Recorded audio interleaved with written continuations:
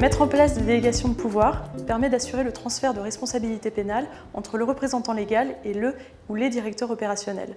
Mais c'est surtout l'occasion de travailler sur l'organisation de votre structure et le circuit interne de décision.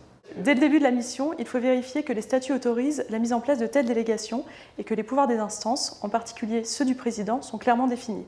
Ce sont ces pouvoirs qui pourront ensuite être délégués. Si les statuts ne sont pas suffisamment clairs, il faudra les modifier. Il faut ensuite définir la chaîne de délégation de pouvoir, c'est-à-dire identifier les délégataires. Seules les personnes qui ont la compétence, l'autorité et les moyens suffisants pourront avoir une délégation de pouvoir.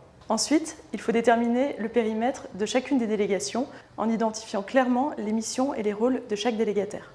Pour cela, nous avons élaboré un outil pratique, une grille de répartition des pouvoirs qui liste tous les domaines porteurs de responsabilité pénale, que ce soit en matière de ressources humaines, en matière financière, informatique ou immobilière. Nous allons identifier dans cette grille et pour chaque domaine la personne en charge de prendre la décision, le principe étant un seul décisionnaire par domaine de responsabilité. La grille doit donc être complétée sur la base de l'organisation existante. Les fiches de poste et procédures internes ne reflètent pas nécessairement cette réalité, mais ce n'est pas grave. En cas de décalage, ces documents internes pourront être modifiés. Enfin, il peut y avoir des interrogations, voire des réticences de la part des délégataires.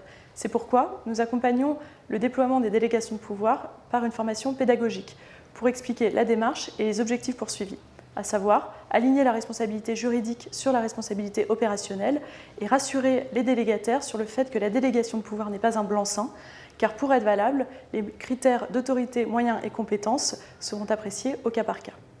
Par la suite, on sait que les organisations évoluent et que les équipes changent. Il est donc nécessaire de revoir périodiquement la chaîne des délégations de pouvoir et s'assurer que celle-ci corresponde bien à l'organisation effective de votre structure.